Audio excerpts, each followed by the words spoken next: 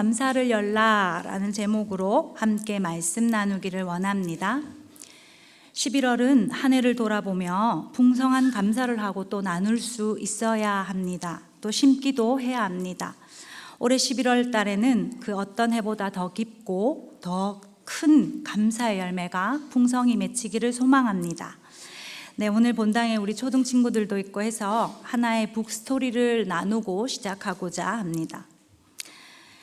옛날에 아름다운 강물이 흐르는 마을이 있었습니다. 맑고 시원한 강물이 있는 그 마을은 그 강물로 인해서 사람들이 모여서 풍요롭게 살 수 있는 좋은 자원이 됐습니다. 사람들은 그 강물을 깨끗해서 마시기도 하고 강물을 퍼서 농사도 짓고 고기도 잡아 먹기도 하면서 그렇게 행복하게 살 수 있었습니다. 그런데 어느 날 그 강물이 점차 말라가기 시작했습니다. 그리고 조금씩 강물의 물이 흙탕물로 되어가고 있습니다. 물이 부족한 상황이 되자 사람들은 모두 고통스러워지기 시작했습니다. 물은 사람들에게 반드시 필요한 것인데, 그래서 여기저기 우물을 파거나 멀리 가더라도 물을 사러 가거나 어떻게든 물을 구하려 다녀야 했습니다. 그러다 보니 어떤 집터에는 우여곡절 끝에 어느 정도 물이 나와서 먹을 수 있었지만 어떤 집은 아예 물을 구하기도 힘들었고 전혀 나오지 않았습니다. 전에는 풍성한 강물로 인해서 마을 사람들 모두 서로 화목하게 지냈는데 어느덧 시간이 흐르면서 물 부족 현상으로 인해서 풍성한 강물을 나눠 마시던 사람들이 이제는 더 이상 자신들의 물을 나눠주지 않고 서로 싸우고 다투기까지 했습니다. 결국 마을 사람들은 이렇게 고통스럽게 살 수는 없다고 의견을 모아서 강물이 말라버리게 된 문제의 원인을 한번 찾아보자 하며 함께 마음을 같이 맞췄습니다. 왜 물이 흙탕물이 되고 왜 물이 부족하게 되었는지 그것을 조사하는 사람들을 모았습니다. 이렇게 조사자들이 제일 먼저 강의 가장 최상단 쪽, 강의 상류 쪽으로 올라가 보았습니다. 사실 이전까지는 항상 넉넉한 물이 흘렀기 때문에 강물의 가장 위쪽으로는 처음 가게 된 것입니다. 자, 이제 첫 번째 언덕을 지납니다. 첫 번째 언덕을 지나니 그곳에는 여기저기 모래가 많이 쌓여서 물을 이리저리 막고 있습니다. 누가 이렇게 했는지 알아보니까 이 마을의 젊은 청년들이 그렇게 한 것입니다. 젊은 청년들은 오렌지 주스나 사이다, 콜라를 마음껏 먹어서 맛도 없고 밍밍한 맹물은 더 이상 마시고 싶지 않다고 그렇게 하고 싶었다고 합니다. 여기저기 모래를 쌓아 놓아서 최대한 물이 흘러가지 못하도록 했어요. 조사단들은 함께 그 모래를 치웠습니다. 그럼에도 위에서 아래로 흘러내려오는 물은 여전히 마을 사람들이 함께 나누어 마시기에는 너무나 턱없이 적고 부족했어요. 계속해서 강물의 상류 쪽으로 올라갑니다. 두 번째 언덕을 지나게 되는데 그곳에는 여기저기 자갈들이 깔려 있고 쌓여 있어서 물을 막고 있습니다. 이번에는 과연 누가 어떻게 했을까 알아보니 중년의 아저씨, 아주머니들이 그렇게 한 것입니다.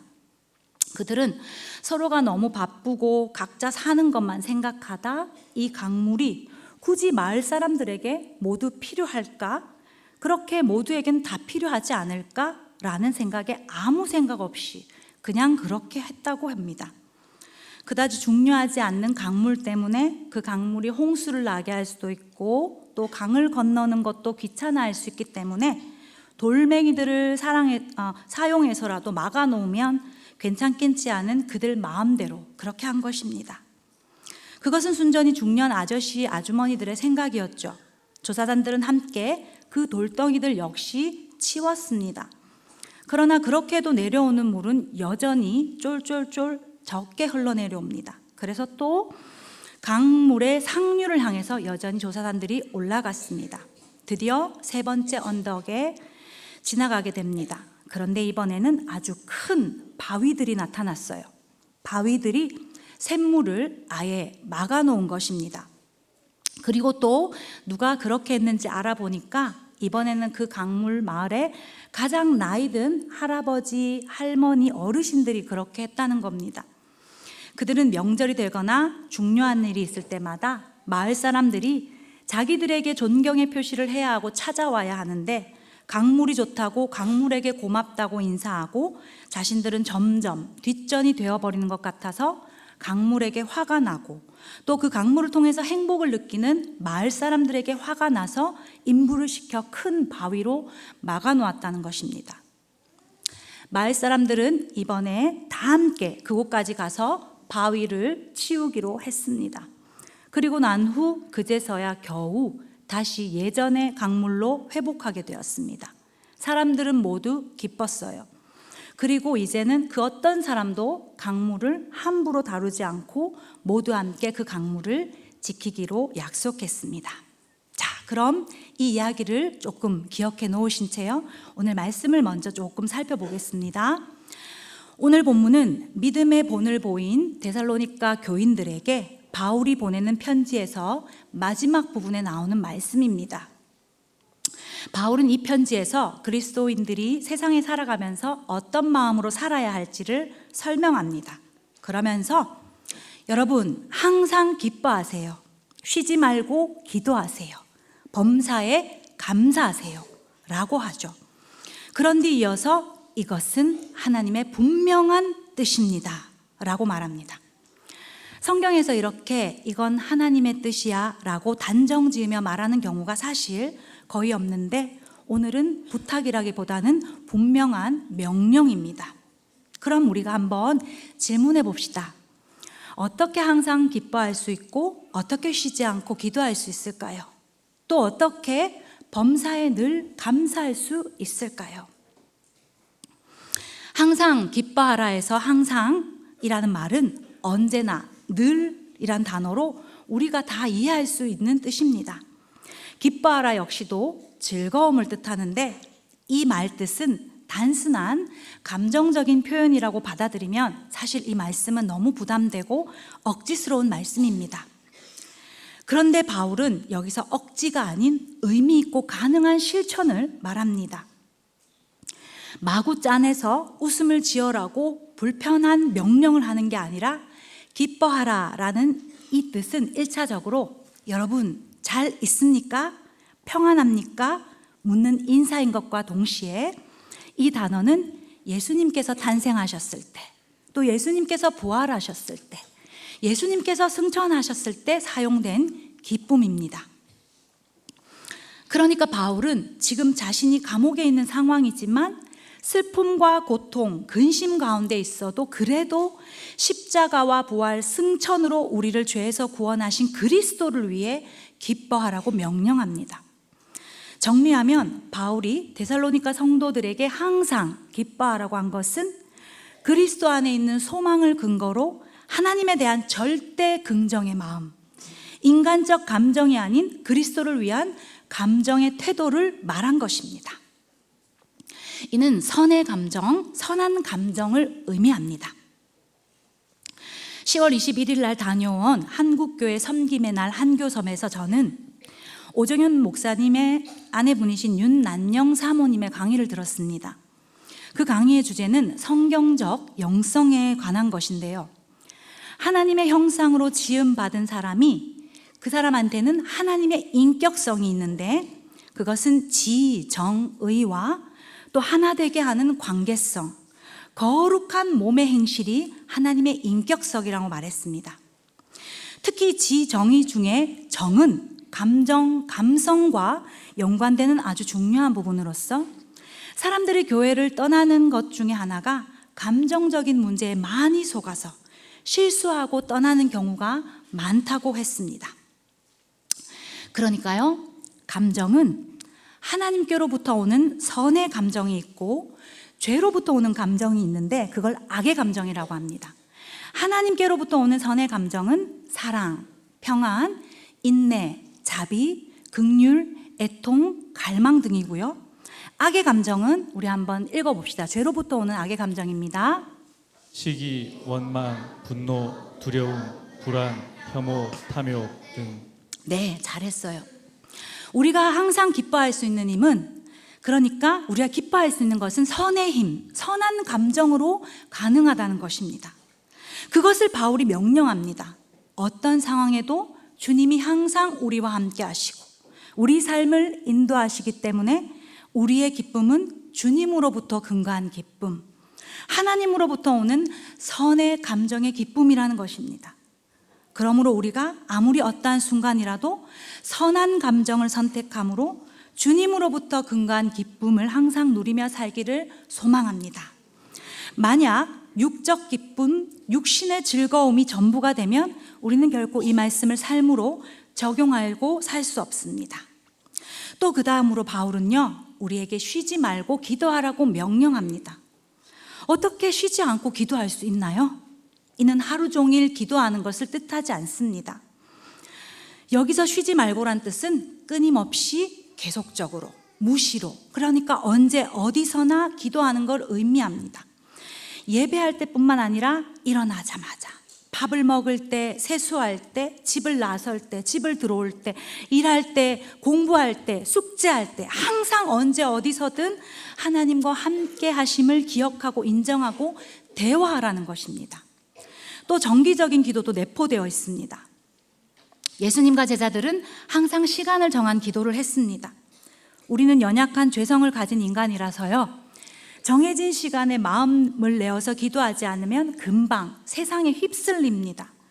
그래서 지금 3년 기도에 이제 막바지 마지막을 함께 하는 것은 너무 중요한데요, 우리 교회가 이렇게 의지적으로 시간을 떼어서 어떤 이유이건 간에 기도하도록 하게 해주심에 감사하기를 소망합니다. 그리할 때 비로소 삶에서 모든 일 가운데 하나님의 간섭하심을 느낄 수 있다는 것을 믿습니다. 그럼 서두가 조금 길었습니다. 11월을 시작하면서 더 깊고 더 넓은 감사의 열매를 맺기 위해서 오늘은 본문의 범사에, 감사하라에 조금 더 초점을 맞추고 나눠보겠습니다. 그럼 어떻게 모든 일에, 모든 것에, 모든 상황에 감사할 수 있을까요? 억지로 감사하는 척, 감사거리를 짜내서 감사하다고 말하는 거, 그건 하나님이 원하시지 않는 것입니다. 여기서 한번 생각해보고 꼭 짚어봐야 할 것은 범사의 모든 일에 감사하는 것이 우리를 향한 하나님의 뜻이라는 것입니다. 그렇다면 하나님의 뜻은 반드시 이루어져야 하는 거 맞습니까? 아멘. 그러니까 하나님께서는 모든 게 다 내 뜻이니까 그거 억지로 해 라고 하시지 않는다는 것입니다. 하나님께서는 당신의 뜻을 이루기 위해 우리의 기뻐함, 우리의 기도함, 우리의 감사함을 필요로 하신다는 것입니다. 그럼 오늘 말씀 초반에 나눈 강물 이야기를 다시 한번 떠올려 봅시다. 마을 한가운데 넉넉히 흘러가야 모든 마을 사람들이 함께 마실 수 있었던 것처럼 감사는 우리 삶의 절대적이자 필수 강물입니다. 감사할 일이 있다는 건 기쁨과 자족이 있다는 것이지요. 그런데 왜 우리는 범사에 감사를 놓치고 그렇게 할 때가 많을까요? 왜 억지로 감사를 짜내야 하는 것처럼 느낄 때가 있을까요? 도대체 무엇이 우리의 감사를 가로막고 있을까요? 흐르던 강물을 모래로, 자갈로, 큰 바위로 막아 놓았던 것처럼 우리 삶에도 분명 감사를 막는 것이 있다는 것입니다. 반대로 말하면 막힌 감사가 다시 뚫리도록, 흐르도록 열어주어야 된다는 것인데요, 우리도 한 마을의 강물 이야기처럼 마을 사람들을 따라 내 마음에 감사의 강물을 막고 있는 것은 무엇인지 한번 올라가 봅시다. 강 하류에서부터 하나씩 가보겠습니다. 첫 번째입니다. 무뎌진 감정은 감사를 가로막습니다. 이는 감사의 감각에 대한 말씀입니다.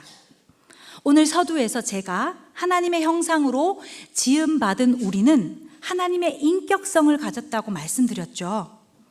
인격성 안에 포함된 우리의 감정은 하나님께서 주신 것입니다. 사람의 감정을 연구한 과학자들이 100년 동안 이 감정의 근원 고리를 찾고자 지금도 연구를 진행한다고 합니다.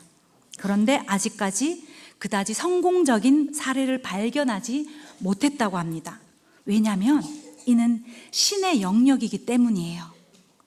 하나님으로부터 오는 선의 감정이 있어서 사단이 뿌려놓은 가치관, 세상적 가치관이 막 뒤섞이면 우리의 죄성으로 인해 하나님으로부터 오는 감정은 점점 무뎌지고 악한 마음으로 범벅이 된다는 것입니다. 이렇게 무뎌진 감정은 감사를 막고 범사에 감사하지 않도록 합니다. 그건 곧 하나님의 뜻이 아닌 것이죠. 그런데요, 오늘 본문 바로 앞장에 데살로니가전서 4장에 바울이 하나님의 뜻이라고 말하는 또 한 부분이 있습니다. 4장 3절에서 7절 우리 한번 읽어보도록 하겠습니다. 하나님의 뜻은 이것이니 너희의 거룩함이라 곧 음란을 버리고 각각 거룩함과 존귀함으로 자기의 아내 대할 줄을 알고 하나님을 모르는 이방인과 같이 세욕을 따르지 말고 이 일에 분수를 넘어서 형제를 해하지 말라. 이는 우리가 너희에게 미리 말하고 증언한 것과 같이 이 모든 일에 주께서 신원하여 주심이라. 하나님이 우리를 부르심은 부정하게 하심이 아니요 거룩하게 하심이니. 아멘. 다시 말해서요, 거룩함이 하나님의 뜻이고 거룩함이 범사에 감사할 수 있도록 한다는 것입니다. 그러니까 우리가 거룩하지 못하도록 마음에 음란한 것이 들어오면 우리의 선한 감정, 선의 감정은 점점 마비됩니다. 우리의 마음이 사단이 뿌려놓은 여러 가지 잘못된 가치관으로 거룩하지 못하도록 돈으로, 명예로, 권력으로, 허용으로, 사치로, 아름다움으로, 성공으로 하나님으로부터 오는 선한 감정과 뒤섞이면 우리의 마음은 점점 거룩과 멀어지면서 감사가 막힌다는 것입니다. 감사는 거룩과 함께 한다는 것을 기억해야 합니다. 그렇게 그토록 하나님께서는 하나님의 형상대로 존엄하게 지으신 우리를 향해 내가 거룩하니 너희도 거룩하라 라고 하신 것입니다. 우리는 주님을 영접함으로 주님과 어떤 관계가 되었나요? 결혼한 주님의 신부가 되었습니다. 믿으십니까? 그런데 예수님과 혼인을 한 결혼한 내가 예수님으로부터 오는 기쁨이 아니라 예수님을 위한 즐거움이 아니라 다른 것과 접하고 다른 가치관으로 마음을 채우면 결국 신랑이 아닌 다른 것에 한눈 파는 것입니다. 먹는 것으로, 보는 것으로, 물질로, 육적인 것으로 성공이 내 인생을 즐겁게 할 것 같아도 결국 그것은 표면적인 것입니다. 그로 인해 하나님의 뜻을 이루는 진정한 감사의 감각은 마비된다는 것인데요. 예수님과 혼인의 관계를 놓쳐 거룩을 잃으면 결국 우리의 진짜 감사는 막히고 그런 상태에서 어쩌다 삶도 쪼들리고 환경도 안 좋아지고 관계도 틀리고 몸까지 아프면 이제 더 이상 하나님의 뜻을 위한 감사는 존재하지 않습니다. 그렇기에 혼인과 서약은 하기 전에도 거룩, 하고 나서도 거룩해야 한다는 것입니다. 마치 모래탑을 쌓은 젊은 청년들을 생각해 봅시다.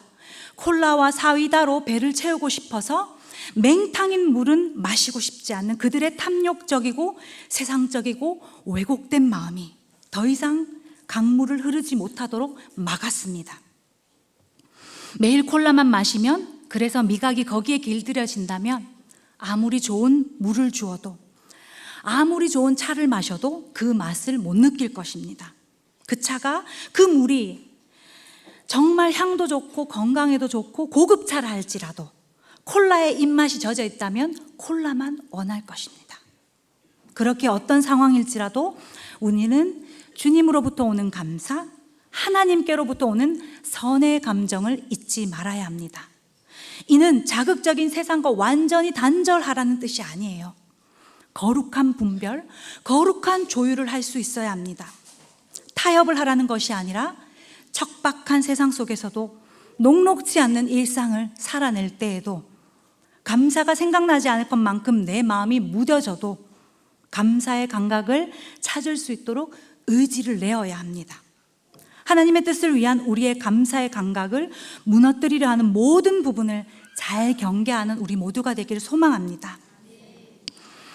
말씀을 계속해서 보는 거, 계속해서 기도하는 거, 경건을 끝까지 놓치지 않는 거, 예배의 자리에 함께하는 거, 이 모든 것은 우리의 무감각한 감각들, 무감각한 모든 선의 감정을 되찾도록 하는 것입니다. 다른 방법은 없습니다.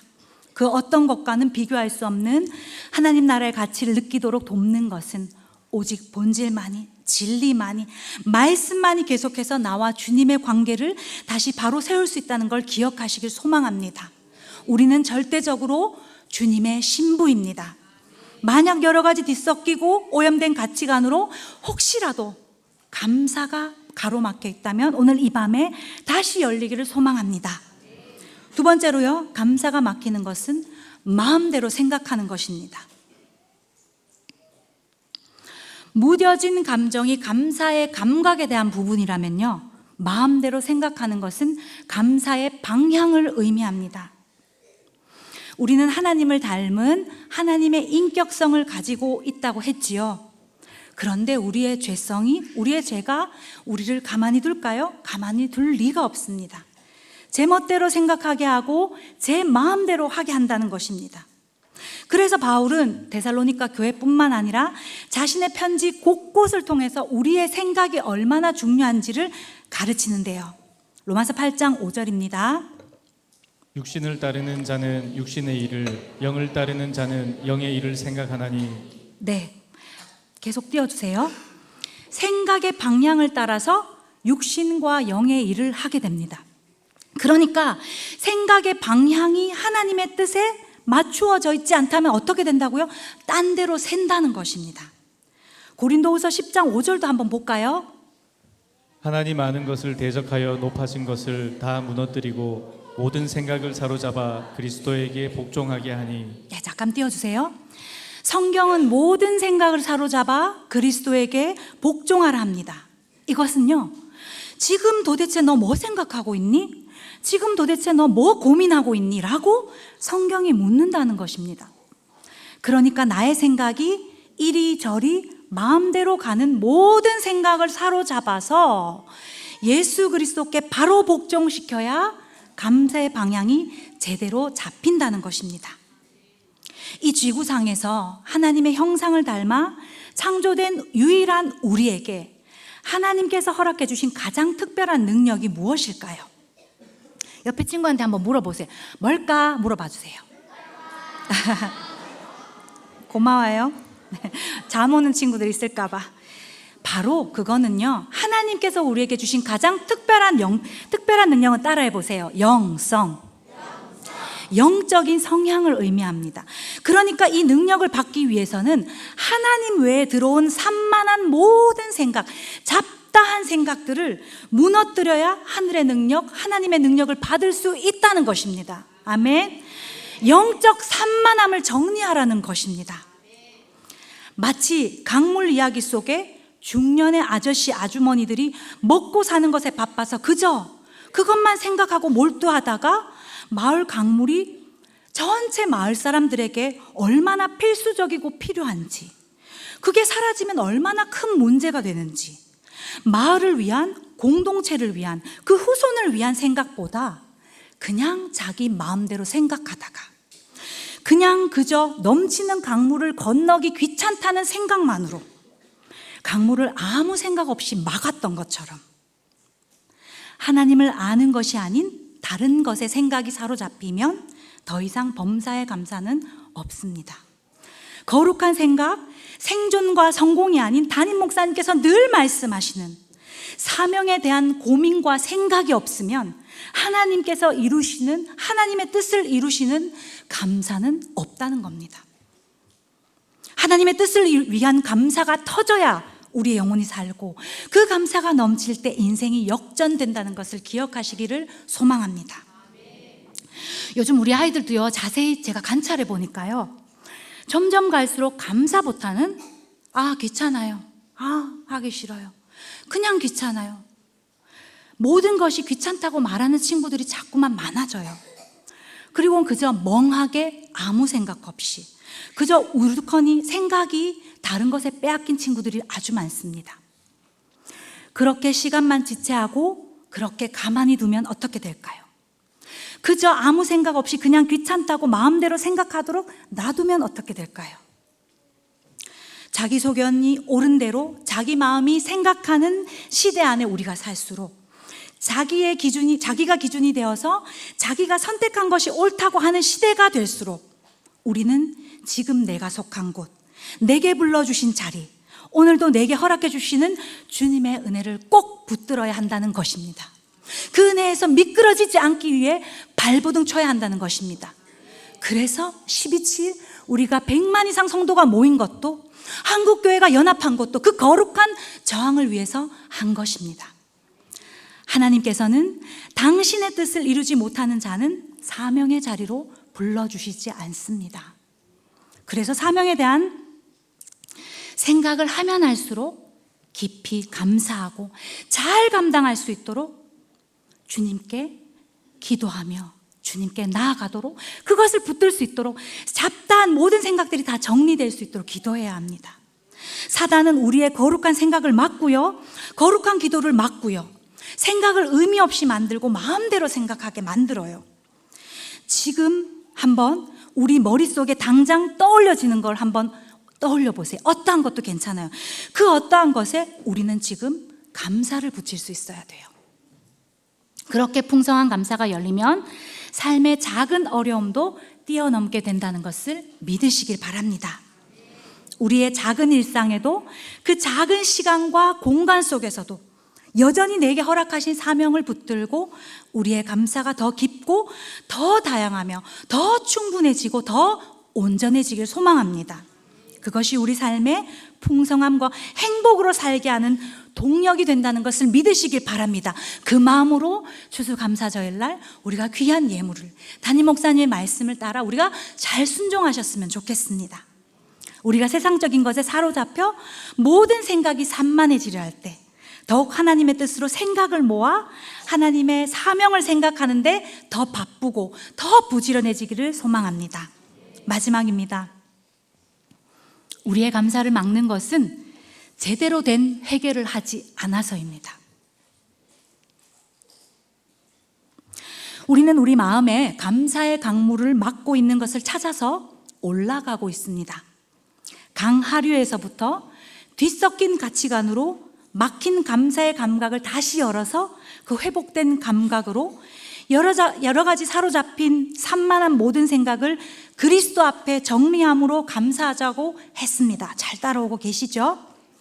그리고 이제 마지막, 모든 감사의 강물이 터지는 첫 시작으로 우리는 왔습니다. 그곳이 어디입니까? 그곳은 강물 마을에 할아버지 할머니가 큰 바위로 막아놓은 강의 시작 지점입니다. 자신들이 뒷전이 된다는 스스로의 속임에 갇혀 강물의 근원을 아예 차단하고자 했던 곳, 그 큰 바위를 온 마을 사람들이 다 치워버렸을 때 강물은 다시 터졌습니다.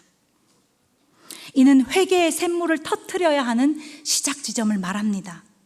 막힌 감사의 샘이 터지도록 하는 원천은 함께 애통함으로, 나만 우는 게 아니고 나의 문제만을 두고만 우는 것이 아니라 함께 애통함으로 눈물을 흘리는 것입니다.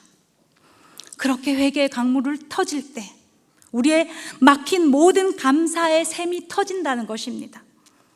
이는 공동체의 눈물이 필요하다는 것인데요. 우리가 구원을 받았으니, 우리가 사랑을 받았으니, 우리가 잘해서, 우리가 그럴 능력이 있어서가 아니라, 우리가 노력했기 때문에 그 은혜를 얻어서가 아니라, 사실은 죄투성이고 정말 어리석고 정말 더러운 존재인데, 그런 사랑 받을 자격 없는데 나 같은 자를 살리심, 우리 같은 자를 택하심, 우리 같은 자를 여전히 놓지 않으심, 나 같은 자를 가르쳐 주시고 지도해 주심에 주님은 그저 그런 우리를 사랑하셨다는 것을 그냥 함께 고백하며 그 고백의 지점에서 회개의 샘물을 같이 터뜨려야 된다는 것입니다. 회개가 없는 감사는 허울뿐인 감사입니다. 그냥 그렇게 열심히 교회 다니고 그냥 사역하고 그냥 아무 일 없는 척하면서 일만 하고 시간은 흐르고 막연히 축복해 주시겠지? 당연히 천국 가겠지 라고 스스로 속아서 넘어질 때는 없을까요? 회개가 없는 메마름, 그러한 마음으로 어느덧 눈물은 말라 주님은 점점 우리에게 감사하지 못한 존재가 되어 있지는 않습니까? 그리고 그것이 자연스러워지고 있다면 우리의 신앙은 결국 무엇인가만 얻고 바라기만 하고 있는 개인주의적이고 자기중심적인 신앙의 모양으로 변해가는 징후입니다. 그러나 우리의 부족함과 거짓됨, 교만함과 무지함, 게으름과 나태, 오만함과 무례함을 인정함으로 애통한 마음으로 함께 우리 모두가 다시 눈물의 고백을 할 때, 그래도 여전히 사랑하시고 그 생명을 주시기까지 소망으로 다가오시는 주님으로 인한 감사의 강물이 다시 터지게 될 줄 믿습니다. 그것이야말로 가장 높은 곳, 가장 높은 강의 상류에서 발견되는 감사 샘물의 시작입니다. 성경적 감사는 가끔 좋은 일 있을 때 순간적인 마음에서만 느껴지는 그러한 반응이 아닙니다. 세상은 나보다 더 많은 것을 가진 자들이 사실 넘쳐나기 때문에 늘 부족해, 늘 모자라 라고 해요. 이것도 부족하고 저것도 부족하고, 그래서 내게 없는 것을 더 많이, 더 크게 가지면 가질수록 감사할 수 있을 거야 라고 가르칩니다. 그것이 세상입니다. 그러나 그것은 일부입니다. 만약 그런 일부적인 세상이 말하는 감사를 오늘 본문에서 사도 바울이 명령한 것이라면 그의 순교적 신앙, 죽는 순간까지도 감사를 외친 초대교회의 신앙을 우리가 어떻게 설명할 수 있겠습니까? 성경이 가르치는 감사는 모든 마을 사람들이 누구에게든 다 공평하게 누릴 수 있었던 그 강물처럼 모든 그리스도인들이 삶 전체를 통해 누릴 수 있는 충분하고도 부족함이 없는, 완벽하고도 완전하게 누릴 수 있는 그것이 바로 감사인데요, 이는 오직 예수 그리스도 복음을 뜻하는 것입니다. 예수 그리스도 존재 자체가 우리에게 감사 샘물인 것입니다. 그래서 우리는 기뻐도 주님 때문에 기쁜 것이고 감사해도 주님 때문에 감사한 것이고, 우리는 이미 복음을 가졌습니다. 그리고 우리는 다 받았습니다. 믿으십니까? 아멘. 그러므로 오늘 본문에 항상 쉬지 말고 범사에 라는 뜻은 다 같은 의미예요. 우리는 언제나 복음으로 기뻐하고 복음으로 쉬지 말고 기도하고 복음으로 늘 감격함으로 내가 속한 가정과 교회, 나아가 세상과 열방을 대해야 합니다. 그것이 하나님의 뜻입니다. 믿으십니까? 이제 정리하기를 소망하는데요, 하나님께서는 우리에게 가장 소중한 두 개의 공동체를 허락해 주셨습니다. 혹시 무엇인지 아시나요? 무엇일까요? 가정과 교회입니다. 그렇기에 단지 결과나 현상에 반응하는 것이 아니라 가정과 교회의 어떤 상황 속에서도 예수 그리스도 그 자체에 대한 소망의 태도를 우리가 함께 취해야 된다는 것입니다. 올 한 해 어떠하셨습니까? 저는 제 입술로, 제 마음으로 다 고백해도 이 고백을 담을 수 없을 만큼 감사하고 은혜밖에 없다라고 주님께 말씀드리고 싶습니다. 돌아보면 이 두 공동체를 위해서 감사와 은혜밖에 남지 않기를 소망합니다. 사명은 나부터, 내가 속한 가정에서부터, 공동체 역시도 나아가 세상까지 내가 몸담은 모든 곳에 그리스도의 제자로 살게 하고 그리스도의 제자로 살 수 있도록 해주시는 것이 사명입니다. 제자는 자기를 부인해야 합니다. 자기 부인은 내 뜻을 접고 내 뜻을 꺾고 하나님의 뜻에, 주님의 뜻에 전적으로 순종하는 것입니다. 하나님은 그리고 그러한 자를 통해서 일하심을 믿습니다. 그렇게 지금도 생생하게 살아서 역사하시는 복음의 감격을 유지하시고 사명에 대한 깊은 고민과 끝없는 배움과 잘 지도받아서 감사의 주체를 내가 결정하는 것이 아니라 오직 예수 그리스도를 위해 해야 된다는 것을 기억하시기를 바라요. 결국에는 예수 그리스도의 십자가와 부활의 복음이 나를 다시 새롭게 함을 믿고, 그래서 우리 인생에 있어서는 늘 그리스도를 위한 절대 감사뿐이라고, 절대 소망뿐이라고, 절대 긍정뿐이라고 고백할 수 있는 성숙한 우리 교회가 되기를 소망합니다. 아멘. 같이 우리 찬양할까요?